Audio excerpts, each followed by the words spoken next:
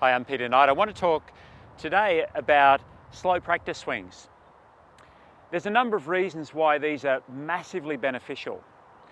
First of all, when you swing at normal speed, whatever tendency you have, it's most likely that your swing will revert to that pattern. I mean, when we think that the swing takes, around about a second and a half from address to the completion of the motion, there's a lot that's happening in a very short space of time. And the habits that you've built in swinging the golf club the way you do, because that's what it is, it's a habit, need to have time and they need to have work to be able to change. When you swing the club quickly, you don't give yourself that time. So let's say I'm working on a position in my backswing.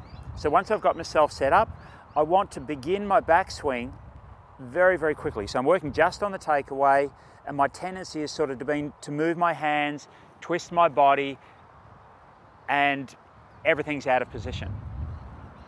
If I look to make that same movement and try and keep my hands quiet, but just do it at normal speed, I'll just go straight back to what I was doing before, or at best, I'll make a very small change. Slow swings aren't comfortable either. And we need to define the difference between comfortable and correct. A well-struck shot feels great. So it's almost like the contact feels comfortable, but it certainly feels rewarding. The movements that you might make to create that when you first start, even set up, how you're holding the club, how you're standing, if they're not what you would normally do, in other words, you've made a correction, an improvement, yes, it's going to take a while to get used to. And it isn't going to feel comfortable straight away. On the rare occasion that it does, well, that's fantastic. So the slow practice swings, if I start here, as I start my backswing, I'm looking for the very first sign that I want to tighten or go back to my natural tendency. It's like, let's say my tendency is from my left hand and arm to tighten and twist as I start back, which is pretty common. So as I start back, I'm going to start back really slow. I can feel that movement occurring right from the word go. So what I'm going to do, lighten the pressure, slow the movement, and make it really, really small and really slow. Now I've got a sense of, yeah, I can do that. Now the other thing is I can watch what I'm doing because it's moving so slowly and because I'm not looking to make a full practice swing.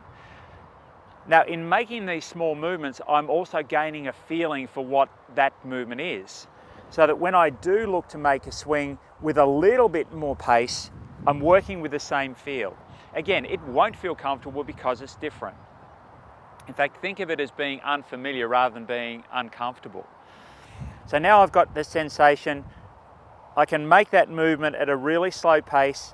Now I want to start to make it a little bit quicker, and now I want to bring it into normal swing speed.